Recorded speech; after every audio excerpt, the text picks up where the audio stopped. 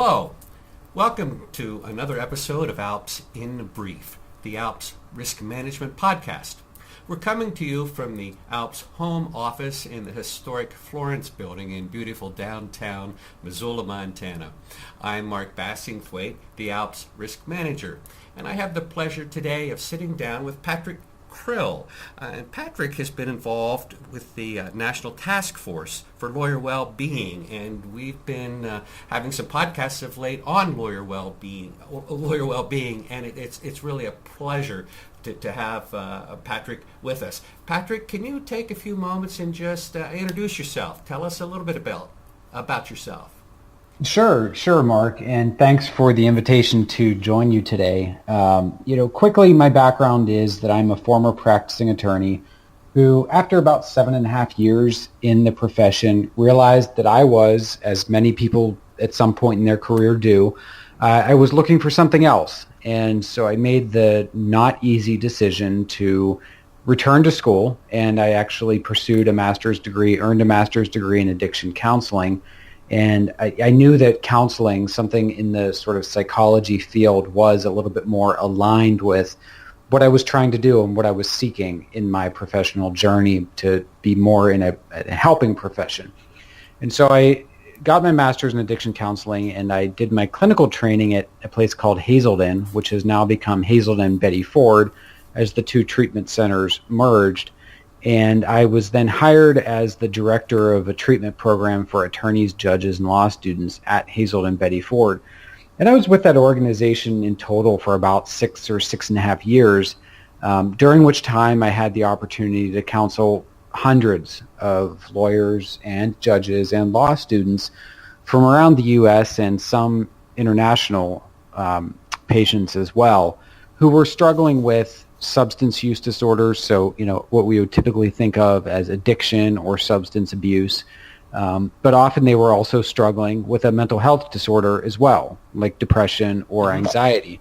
And so I really did, through that work, have the opportunity to understand many of the challenges that lawyers face, both in the sort of onset of addiction and depression, but also, and what will be probably interesting to your listeners, how do you go back into the practice of law and really maintain whatever well-being you may have established while you were away healing and getting well? Mm-hmm. Because as you know, the practice of law is quite demanding, and it can be quite stressful, and it can put a lot of strains on people. So I was there, and then I left there in 2016 to launch my own consulting practice, and I now work primarily with large law firms and mid-sized law firms to help them navigate addiction and mental health problems. So whether that's helping them draft policies or doing in-house trainings, or when crises emerge, helping them deal with those crises, it's a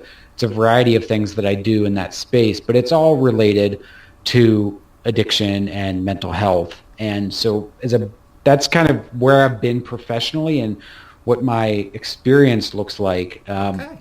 In relation to that, I'll just mention quickly two things. I was the lead author of the 2016 ABA Hazelden Betty Ford study on addiction and mental health problems in the legal profession, which gave us the most robust look at these issues in terms of data that we've ever had. It was a comprehensive survey of about 15,000 lawyers in 19 states and all geographic regions of the country. And that, what we found there really did lay the groundwork or serve as the predicate for the second thing that I wanted to mention, which was the National Task Force on Lawyer Wellbeing and the report that we published. That group was formed largely in response to what that ABA study found. And from there, we then brought together stakeholders from around the profession, formed this task force, and worked for about a year on a report that outlines things that all different sectors of the profession can be doing to try and reduce the prevalence of both, substance abuse problems and mental health problems, and to just sort of improve the overall well-being of lawyers and the profession generally. Because I'll just conclude by saying this, the sort of quick and dirty or thumbnail version of where we are in the legal profession is we have a lot of problems as it relates to the health and well-being and psychological distress of practicing lawyers. So we've got a lot of work to do. Yeah, I couldn't agree more. I have taken a look at the study, the Hazelden study you have referenced and authored, and incredibly well done. Have been doing some lecturing on it in recent times. And one of the surprises for me was, I've been in the risk management sector here for 20 years now, and we've been doing our part. There's lots of us involved in trying to deal with mental illness and addiction issues. And I always sort of thought that we were making progress, but if there's anything that I learned from the Hazelden study is over the past 20 years, it seems to me the problem has gotten more severe. And I was really surprised by that, looking at older studies and data sets. So you are absolutely spot on. We've got a lot of work to do. And I think the task force is a great place to start. Yep. Can you tell us a little bit about the work being done in the area of lawyer assistance and impairment? And that's where is the task force taking us? Sure. Yeah. So what the task force report did really, it broke out recommendations for various stakeholders in the profession. So, for example, there's a set of recommendations for the judiciary, things that they can be doing within their own sphere of influence to improve lawyer well-being. There are recommendations for law schools. There are recommendations for professional liability carriers, legal employers, lawyer assistance programs, and it's meant to provide tangible, concrete recommendations that each of these different groups can look to and begin to incorporate in their own sort of world. And there are also general recommendations for the whole profession, to try and reduce the level of incivility and toxicity in the profession, which, as you might imagine, feeds into depression. It Yes. can also feed into substance abuse in the form of self-medication. Just as a quick aside, I can tell you that a lot of the patients that I treated in my program would report that they never really even liked drinking that much, or certainly it was never their intention to find themselves addicted to alcohol or drugs, but it was really sort of self-medication. It was the only way that they knew how to blow off steam, or it's just a form of dealing with psychological distress, and then it turned into its own problem. So we know that that's a real phenomenon in the legal profession specifically. But beyond that, there are other recommendations, for the profession and for individual stakeholders. I would encourage anybody listening to this podcast to simply Google, or perhaps you can publish it as sort of a companion to this podcast, or otherwise circulate it to your listeners, the task force report, right? It was published open access. There are no restrictions on its use. You can copy it, distribute it, do whatever you want with it. There's no restriction at all on that. I would encourage people to take a look at it and see what they might be able to take from it and bring into, for example, their own local bar association, or their own sort of other professional group that they might belong to in the profession. And so it's just kind of out there in the public domain for lawyers to begin incorporating. But beyond that, there are also formal efforts underway at the state level to sort of bring the recommendations down from the national to the state to the local. And so, for example, this past week I was at the National Conference of Bar Examiners annual meeting, and I was on a panel with a couple of my task force co-authors, and we were surveying the audience. There were about 40 or so chief justices from jurisdictions around the U.S. in attendance at our session, and we were sort of surveying the audience, and it's clear that in more than a dozen states around the country, the chief justices are taking the lead on this initiative, and they're saying, we should form a statewide task force to look at implementing these recommendations at the state level. And so they really are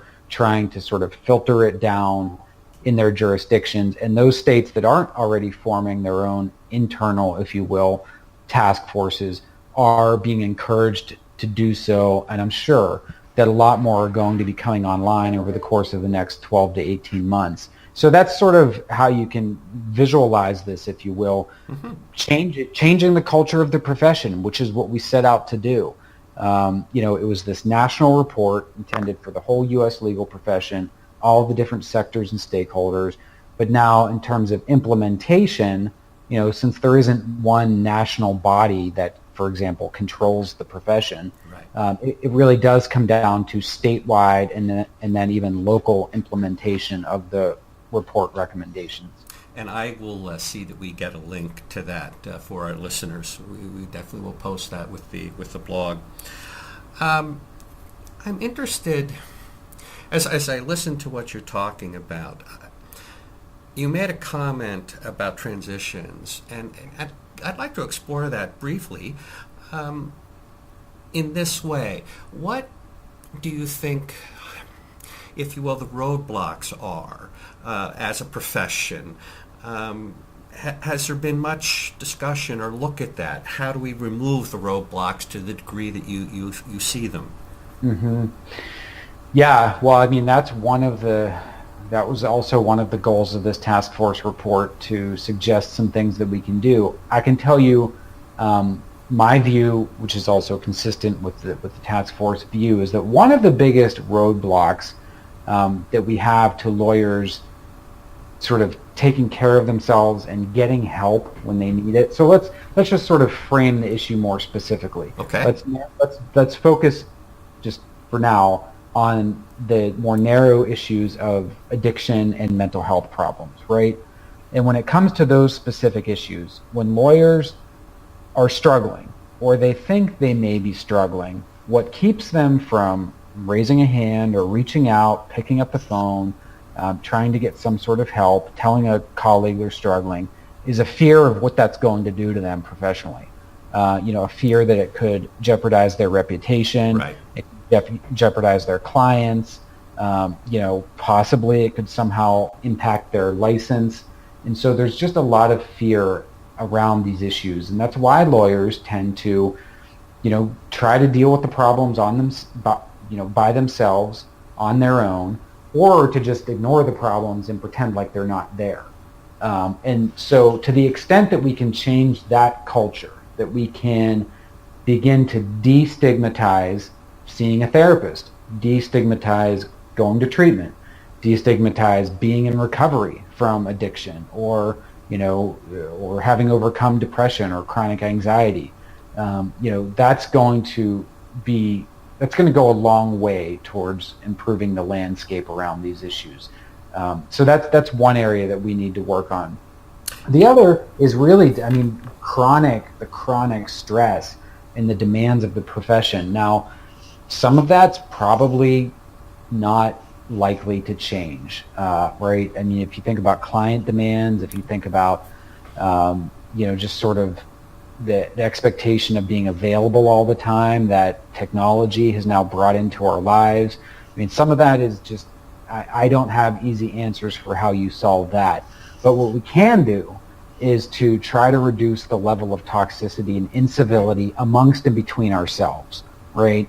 And if we as a profession begin to just be a little bit more civil and maybe take a little bit of the adversarial nature out of our adversarial system, that again could reduce some of the stress and anxiety that lawyers experience, which leads to other problems.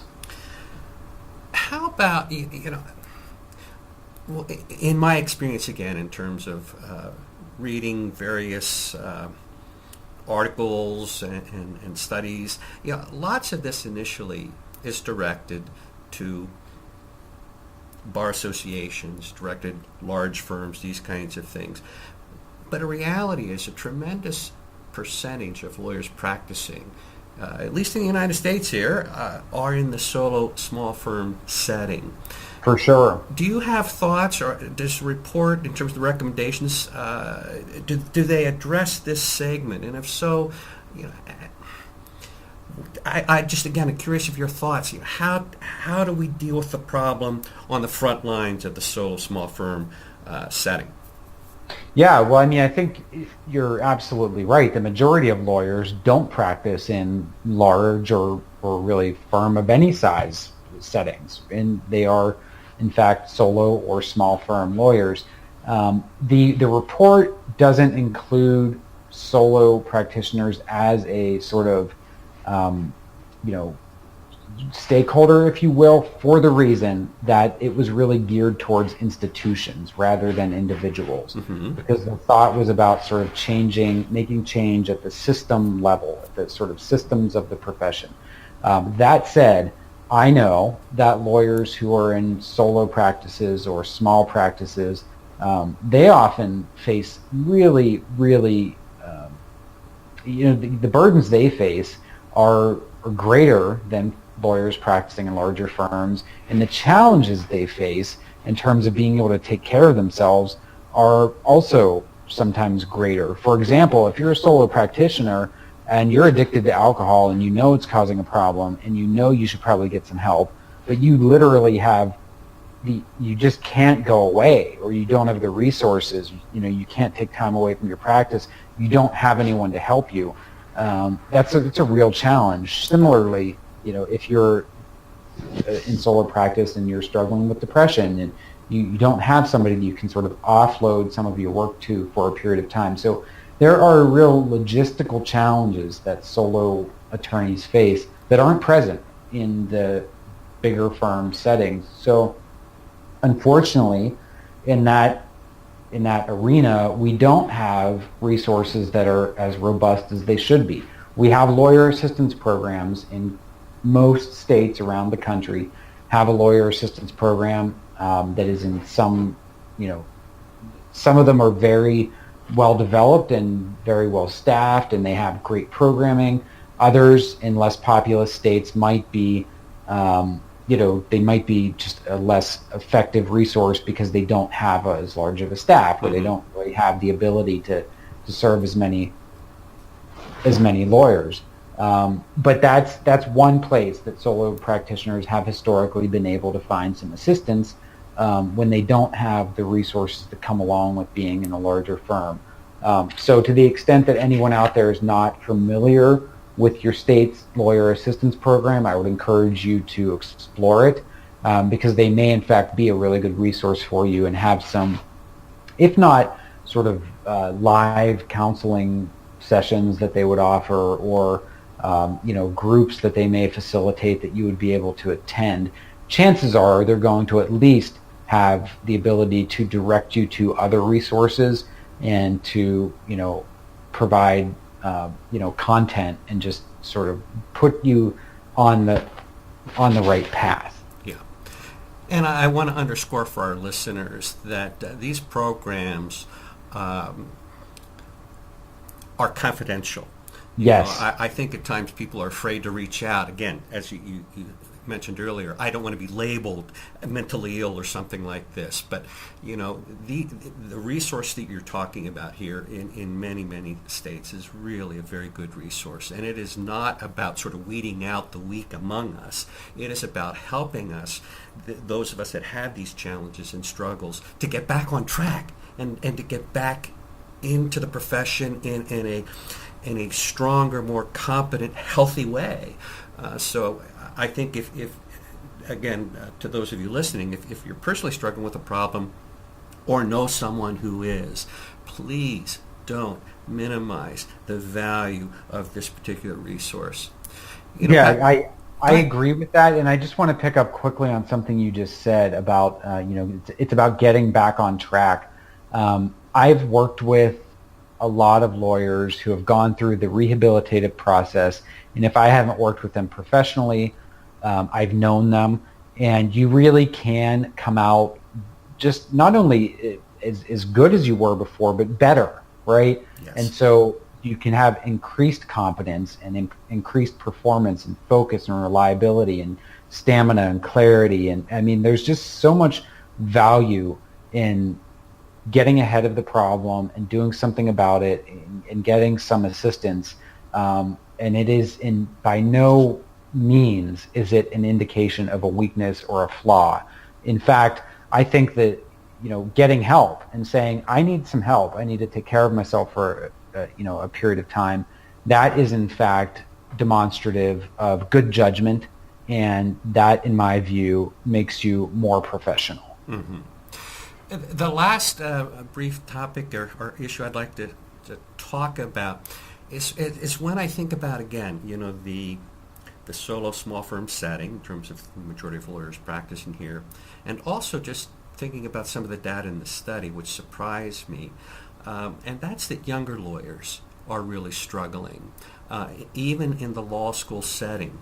And it seems to me that in terms of the institution or an institution that can really assist in changing this long term. I mean, this isn't going to happen overnight, but is working with law schools to change some things. Is there anything going on in that arena, in that space? It is, and you're right. I mean, because that is essentially the beginning of our professional journey. And that is also where a lot of the problems start. And it's where a lot of the mindset really takes hold, that if you have a problem, you better keep that to yourself. And so there is a lot happening at the law school level. There, within the American Bar Association's Commission on Lawyer Assistance Programs, which I'm part of, we have a lot of energy devoted to facilitating change in law schools, but I know a lot of individual schools are beginning to take a long, hard look at this. Some schools are being forced to. Harvard Law School, for example, which is arguably, where some of the best and brightest lawyers in the country come from, they recently published a study on the health and well-being of their own law students because the students forced the administration to conduct the study. Because they knew that there was a lot of distress happening all around them. The results of that were pretty, in their words, grisly. And so, the students themselves are beginning to wake up to these issues, and they're really tuning in to the increased focus on lawyer well-being, and they're saying, this isn't what I want for my professional life. This isn't what I want waiting for me after the end of 3 years and, all this hard work. And so there's change happening sort of at the grassroots level there, which I think is very encouraging, because that is where the change needs to start. Yes. Because if you come into the profession, law school is a transformative process. It changes the way people think. It changes their attitudes around things like substance use and mental health, and it really kind of makes them view their reputation as being more important than anything else. And if we can start chipping away at some of that problem thinking, that's going to do a lot of good for the younger generation. Well, Patrick, I really, really appreciate your taking the time to talk with us today, and I really wish tremendous success for you and your fellow members on the task force. We're off to a great start. I should say you're off to a great start, and it seems like we're getting some real traction more and more at a grassroots level, and I really hope that continues. To our listeners, I would like to say thanks for listening in yet again. If in future you have a topic of interest you'd like to see discussed on the blog, please don't hesitate to reach out to me at mbass@alpsnet.com. That's a wrap. Thanks for listening. Bye-bye.